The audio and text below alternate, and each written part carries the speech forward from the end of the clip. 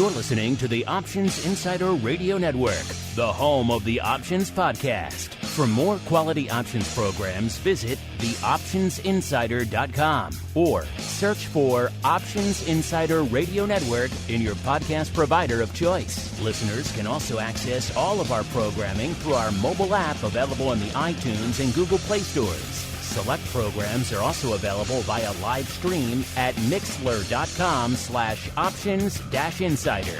That's mixlr.com/options-insider. Don't forget to follow along with your favorite programs and submit your own questions for the hosts at twitter.com/options, stocktwits.com/options, facebook.com/theoptionsinsider, or via questions at theoptionsinsider.com.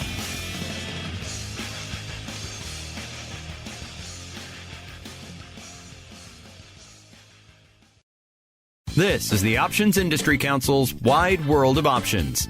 Before we start today's show, listeners should know that options involve risk and are not suitable for all investors. Individuals should not enter into an options transaction until they have read and understood the disclosure document, characteristics and risks of standardized options, available by visiting the OCC.com or by contacting your broker, any exchange on which options are traded, or the Options Clearing Corporation at 125 South Franklin Street, number 1200, Chicago, Illinois, 60606. The Options Industry Council is an industry resource provided by the Options Clearing Corporation, collectively OCC. Any strategies discussed are strictly for illustrative and educational purposes only and are not to be construed as an endorsement or solicitation to buy or sell securities. Commissions, fees, margins, interest, and taxes have not been included in any of the examples used in this show. These costs impact the outcome of all stock and options transactions. Consult your tax advisor about any potential consequences. OIC was created in 1992 to educate investors and their financial advisors about the benefits and risks of exchange-traded equity options, and the Wide World of Options radio show is one of several resources investors can utilize to learn more about options. Other resources OIC offers include webinars, articles, and self-guided options-related coursework. For more information, check out www.optionseducation.org. Now, here's your host, Mark Benzaquen. Hello, everyone, and welcome to another episode of OIC's Wide World of Options. My name is Mark Benzaquen, and joining me once again in the studio today is my colleague, Ken Keating, a 25-year options veteran with roles ranging from market maker to risk and portfolio manager, among others, and also a fellow options instructor here at OIC. Ken, welcome back. Thank you, Mark. It's a pleasure to be here today. So, Ken, I found myself thinking back when we last had you in the studio during our Summer of Spreads presentations that we were doing, and the topic that you had shared with us was vertical debit and credit spreads. And if you remember in that podcast, we discussed buying one option and selling another, either for protection should the market make adverse moves or simply as a means to minimize upfront costs. Of course, there's much more to verticals below the surface, all of which you addressed in our last session. But one of the key pieces is that you're buying or selling options on a 1-to-1 ratio. So you're buying one call and selling another, you're selling one put, buying another, et cetera. The reason I bring this up is because you're going to be taking spreads to the next level with your November OIC webinar event, and you're going to be discussing something other than those 1-to-1 ratios with what we call front spreads and back spreads. So with that in mind, I was hoping you could give us a preview today of what you're going to be talking about during your next presentation when you talk about ratio spreads. How does that sound? That sounds great. Okay, good. Thank you. So let's go ahead and start with what may or may not be a simple question, I guess. What is a ratio spread and why might investors use them? Well, simply put, a ratio spread is when you either buy more contracts than you sell or you sell more contracts than you buy. So when I was talking about debit and credit spreads previously, those are always done one-to-one. You buy one call, you sell another higher strike call against it. That would be a bull call spread. If you were going to establish a bear put spread, you'd buy one put and sell a lower strike put against it. And you would do that obviously for a debit, and that's the most you can lose. And when you sell a spread, the most you can make is the credit you received, and the most you can lose is the difference between strike less that credit. Now, when you're talking about a ratio spread, now we're talking about either, say, on a simple level, buying two options and selling one against it. Okay, so that's a 2-to-1 ratio, or the opposite, where you buy one option and sell two against it, and that is also a ratio spread. So when you're either buying more options than you're selling or selling more options than you're buying, that is what is considered a ratio spread. Now, anytime you buy a ratio spread, your risk and reward is pretty straightforward. Your risk is the net debit that you paid for that spread. And in theory, with a call spread, a ratio call spread, your reward is unlimited to the upside, and to the downside, obviously, you could, lose whatever debit that you paid for that spread. In the case of a ratio debit put spread, you have participation all the way down to zero, and the most you can lose is obviously the debit that you paid for that spread if the stock rallied. On the flip side, for a ratio, if you sell a ratio spread, in other words, you're buying a call, maybe selling two against it, now you've taken, you no longer have defined risk. You have unlimited risk to the upside because you're short an extra call. And on the flip side, if you did the same thing with a put spread, you would have not unlimited risk, but you would have risk down to zero from that extra put. So once again, it gets riskier when you are selling ratio spreads as opposed to buying them. Okay, so traditionally, I guess we can look at it as the same fairly risk and reward profiles as a normal vertical. You're buying a ratio spread. If you're buying more options than you're selling and it's costing you more money, then that cost, that premium that you pay, just like with the vertical debit spread, that's going to be your maximum risk. And then if you're selling more options than you're buying, you're collecting a credit. That credit that you collect, that's going to be your maximum reward. So they kind of work in the same vein, I guess, if you will, versus verticals in that sense. Why do people want to buy more than they sell or sell more than they buy? What might investors be looking to accomplish when trading a ratio spread? Well, let's just say maybe you're really bullish on a stock. You think it's going to make a big move to the upside, but you don't really want to pay a lot for that spread. So maybe you would, let's say stock is trading for 50, and you might consider selling the 50 level call, selling one of those, and maybe buying two of the 55 level calls against it. And depending on where the implied volatility is and the time to expiration, it's very possible that you could do that spread for possibly even money, maybe even a credit, depending on where implied volatility is. So you get the upside participation potential without having to outlay as much capital. You might be doing that for a net debit, once again, dependent upon implied volatility and duration. But oftentimes, depending on how you structure it, you can oftentimes do it for even money or even a credit. So this is a way to take an opinion, whether bullish or bearish, and reduce your capital outlay at the same time. Okay, thank you. Let me ask you. Sorry. Go ahead. You had something else to add? I was just going to say on a side note, I know a lot of people viewed your last presentations on straddles and strangles. Technically, straddles and strangles, even though they're not necessarily considered ratio spreads, they are, when you're buying a straddle, you're buying more contracts than you're selling. And if you sell a straddle, you're selling more contracts than you're buying. So both of those positions, as well as the long strangle and the short strangle, those are technically front spreads and back spreads, whether you're buying or selling them. So even though I won't be talking about straddles and strangles, technically a straddle and a strangle is technically, in a way, a form of a ratio spread because you're either net long or net short for contracts. Oh, interesting. I didn't realize that they could be viewed that way. So that's an interesting aspect. Thank you very much. Let me ask you, one of the interesting things I think about ratio spreads, when it comes to options, the idea is to capitalize on a directional move using options.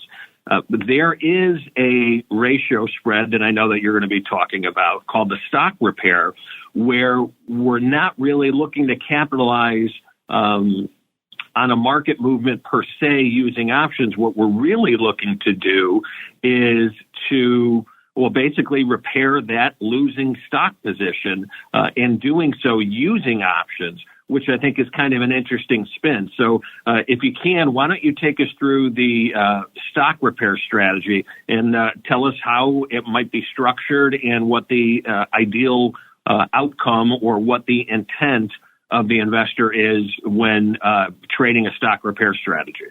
So essentially, the stock repair strategy involves calls where you're using calls on a ratio spread to technically get back to even faster on a losing position. So let's just say you bought 100 shares of stock at 100, and now shares are trading 80. Okay, well, you could go out, you could do one of three things. You could either sell your shares at 80, take a $20 loss, or you could buy another 100 shares at 80, which would require an $8,000 capital investment. And now you belong twice as many shares, but now you've taken your break even from 100 down to 90. So in other words, the shares would have to rally only 10 points as opposed to 20 for you to get even. But once again, you would have a capital outlay of $8,000, plus you belong twice as many shares. Now, you could use options using a ratio spread that could technically not cost you. You could do it for even money, maybe even a credit, and allow you to get back to even. So what would this look like? So now the shares are trading 80.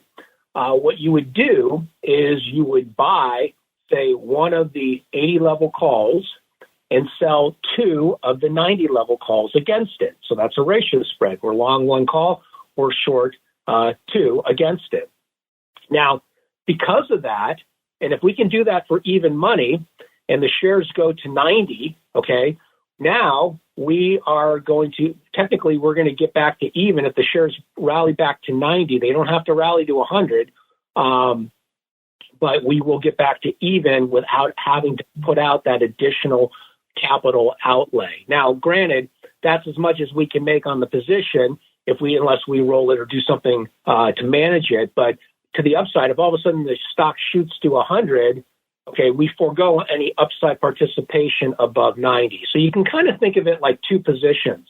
So by putting on a 1-by-2 call spread against stock, in theory, you are technically long one bull call spread. You're long the 80-90 call spread one time, and that extra call that you sold at the 90 level is sold against the stock position. So now you have a covered call position as one position and a bull call spread on top of that.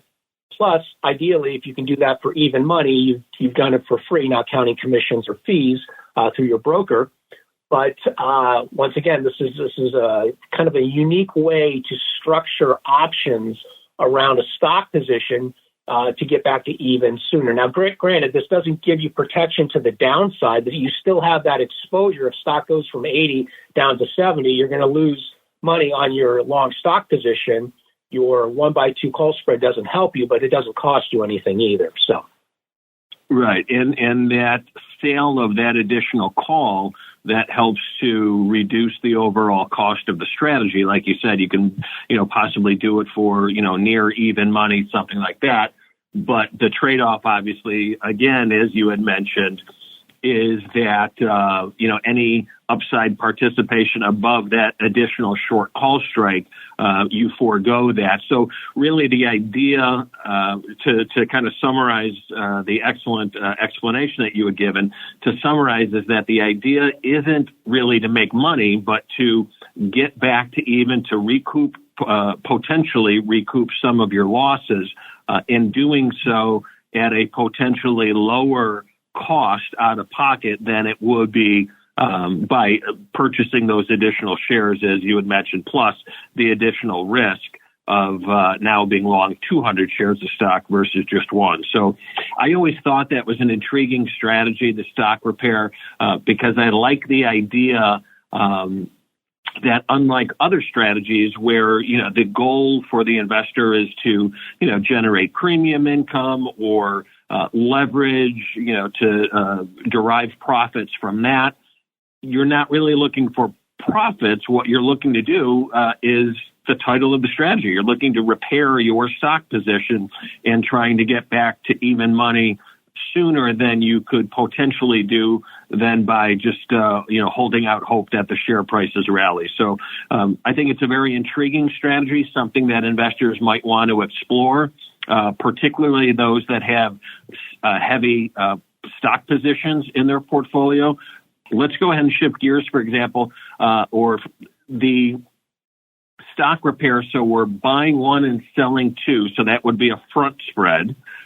Let's go the other side and look at back spreads where we're buying more options than we're selling. Tell us about back spreads and how those work, please. Well, simply put, a ratio back spread is when you are buying more options than you're selling. So in the case of calls, maybe we would sell an at-the-money call and buy two out-of-the-money calls against it.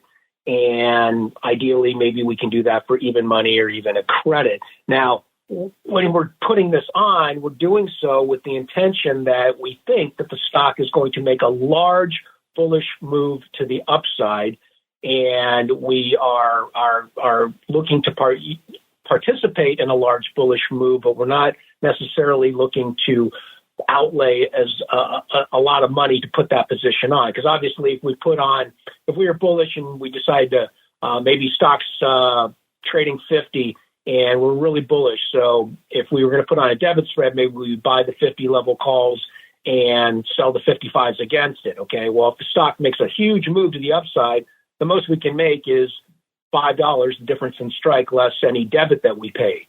If we do the 1x2, if we sell the 50 calls and buy the 55s against them twice, now technically it's two positions, but we're also long an additional call. So we would ideally like to see that stock make a big move to the upside because in theory, if the stock makes a big move, let's say the stock goes right to our long strike. That's the worst case scenario because now the spread that we sold would be worth its maximum value.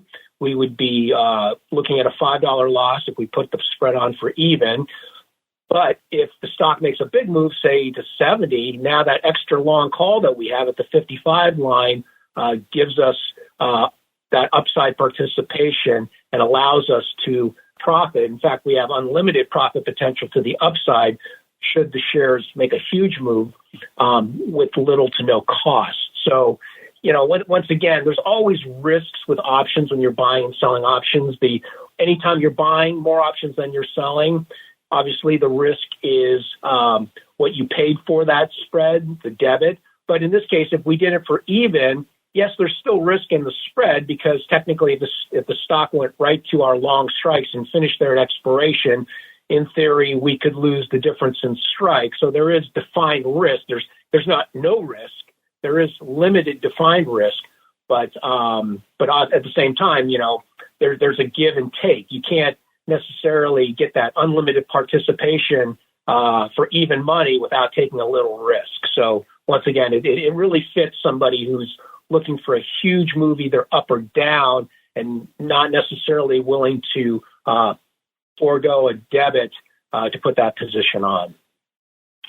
Okay, excellent. But and correct me if I'm wrong, the idea is that with a 2-by-1 ratio call spread, let's say the back spread, you're really looking at that isolated call, right? That extra call gives you all of that upside participation. The bear call spread that you're selling against that extra call kind of pays for, that extra call. It pays for that upside potential, and kind of in kind of the same way as with the stock repair, that extra short call that gives us that obligation. So am I wrong in thinking that you can kind of look at that extra option as being possibly or potentially more relevant to the strategy than the internal or the spread itself, meaning the bear call spread or the bull call spread? Does that make sense? What I'm trying to get at? Yeah, I mean, once again, when you put on these ratio spreads and you're long more contracts than you're short, obviously you're looking for a big move, and where you get that participation is to the extra long call position.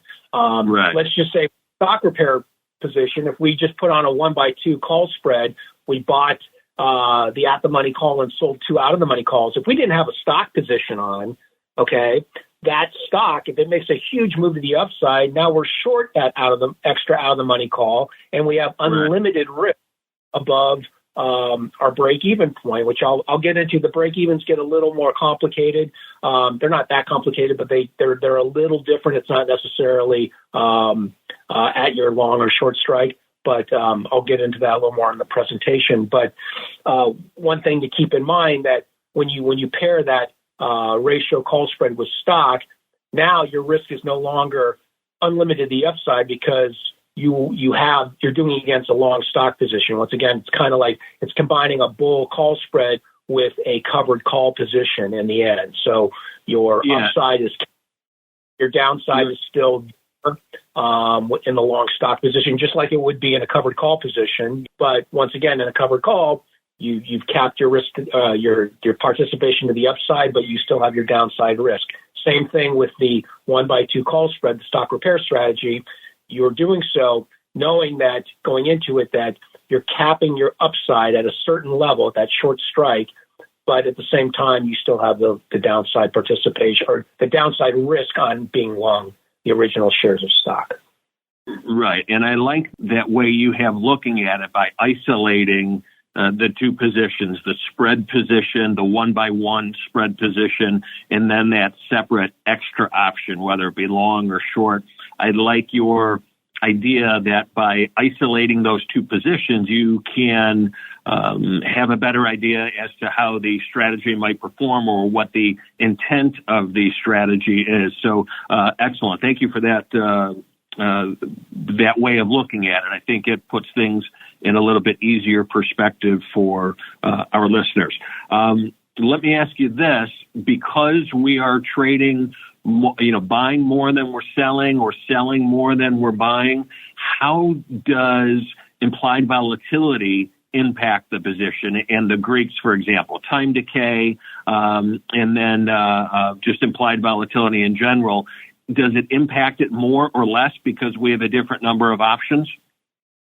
Absolutely. So, and once again, it obviously depends on strike selection, but in general, anytime you're long more contracts than you're short, once again, anybody puts on an options position, whether it's a single option or a complex spread, you're going to have a Greek position. You're going to have a delta position, a gamma, a theta, a vega, and a rho position by default. Options have Greeks. And anytime you're long more contracts than you're short, technically you are going to be long gamma, you're going to be long vega because you're long more contracts than you're short. And because you're long more contracts than you're short, in theory, in most cases, you're going to be having a negative theta. In other words, theta or time decay is going to be working against you in a long ratio spread scenario, at least in most of them. I'll get into this more when I talk about the spreads in more detail during my presentation. But on the flip side, if you sell a ratio spread, you sell more contracts than you buy.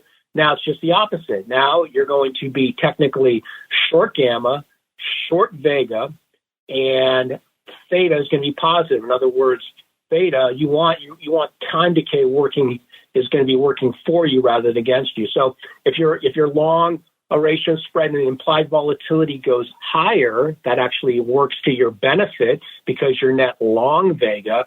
But if the stock just sits there and does nothing, or if implied volatility goes lower, that's going to hurt you a little bit. Plus, the time decay is going to hurt you. So, there's this constant, between buyers and sellers. There's, they have different implied volatility, and theta and gamma has a different effect depending on whether you're long a spread or short the spread. And once again, if you're short a ratio spread, the implied volatility you would like to see go down because you're short more contracts than you're long and you're short Vega. And if implied volatility skyrocketed, that would actually hurt you. So once again, there's all kinds of moving parts when it comes to options, and that Greek exposure is just one aspect of the spread itself. Right. So speaking of those moving parts, let me ask you this, because this is a great transition into my next question. When it comes to position management, I like to use an example comparing a motorcycle to a bicycle. And the idea that with a motorcycle, it's a more complex machine, there's more moving parts, and if something goes wrong with the motorcycle, it's going to be harder to diagnose than if something were wrong with a bicycle. If your bicycle isn't working, it either has a flat tire or the chain is off or broken, something like that, whereas a motorcycle, it could be any number of things. What I'm getting at is that with a ratio spread, because it's got more moving parts, as you had mentioned, more parts to the machine, is position management, is it more difficult to manage a ratio spread than, say, a normal, bull or bear call spread? What do you think about that? How does position management look like with these complex trades?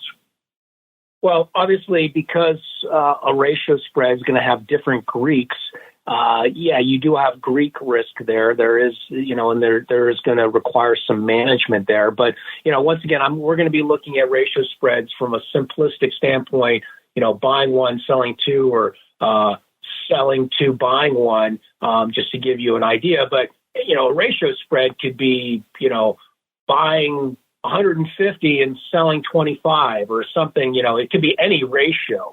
And depending on how big or crazy your options position gets, I know personally as a market maker, when I was trading on the floor, I would have massive positions where I'd be long and short, strikes at different durations and have multiple positions within positions.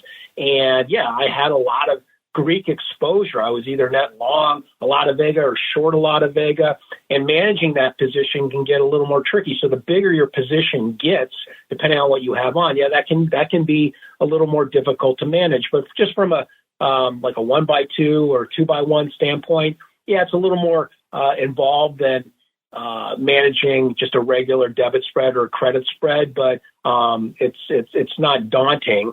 But once again, to your motorcycle and bike analogy, the bigger and more complex your position gets, it starts to kind of look a lot more like a motorcycle, where if things go wrong, you have to kind of dial in and see where you're making or losing money and how to remedy and how to maybe manage that position or roll it or just close it down. So that's a great analogy. I love it. Great information, Ken. Thanks so much. And certainly feel free to use the bicycle analogy if you like. I've got no problem with that. We are very much looking forward to your November events, as I know that you're going to be not only talking about what you and I discussed today, but you're certainly going to be taking a deeper dive with examples and illustrations. So definitely, listeners, I want to encourage you to register for Ken's November webinars via the events section of our OIC website, optionseducation.org. But before I let you go, Ken, I want to take a couple minutes and give our listeners another glimpse into who you are and what makes you tick, as we've been doing with the rest of our colleagues in this podcast program. So For example, I know that you are an avid practitioner of Brazilian Jiu-Jitsu. So obviously the first question that comes to mind is, does that mean that you have to register your hands as lethal weapons? No, I've been doing Brazilian Jiu-Jitsu for probably 17 years now, off and on, a lot more consistently recently. It is I think it's probably one of the most amazing martial arts. All martial arts are amazing, and I've been doing them my whole life, but I've really concentrated on this. I actually got into it because my son started when he was 3 years old, and he took a little break, and he started back up when he was 7. And I told him if he decided to go back, I would go back with him. So I've been doing it ever since. Yeah, I've been doing it ever since. I have a love-hate relationship with it because, as much as I get a lot of benefits from it, it bangs me up a lot. And, my wife hates the fact that I do it, but it is what it is. And, I actually think it's something that everybody should do, just because it teaches you so many important life lessons. It teaches how to deal with problems and adversity, and it just gives you a really good, nice mental escape from everything else that's going on in your life. But I can't say enough about martial arts in general. But Brazilian Jiu-Jitsu, I've been doing it for over the last 17 years, and probably do it as long as I can physically. We'll see. Yeah, that's excellent. Not only a good mental workout, but a great physical one as well, I'm sure. So remind me not to mess with you like ever. But aside from that, Ken, really, thanks for joining me in the studio today. And to all of our listeners and supporters out there, again, thanks for sharing your time with us. As always, please feel free to send us your questions via email at options@theocc.com or live chat with us on our website. And thanks again to all those listening. We'll be talking with you again very soon. Take care, everyone. You've been listening to the Options Industry Council's Wide World of Options. If you have questions about anything you've heard on today's show, email options@theocc.com or visit www.optionseducation.org and chat with OIC's Investor Education team. Interested in connecting with OIC on social media? Subscribe to the OIC YouTube channel, like them on Facebook, follow them on Twitter at options.edu, and follow their page on LinkedIn. Thanks for listening, and be sure to tune in to the next episode of Wide World of Options. You're listening to the Options Insider Radio Network, the home of the Options Podcast. For more quality options programs, visit theoptionsinsider.com or search for Options Insider Radio Network in your podcast provider of choice. Listeners can also access all of our programming through our mobile app available in the iTunes and Google Play stores. Select programs are also available via live stream at mixlr.com/options-insider. That's mixlr.com/options-insider. Don't forget to follow along with your favorite programs and submit your own questions for the hosts at twitter.com/options, stocktwits.com/options, facebook.com/theoptionsinsider, or via questions@theoptionsinsider.com.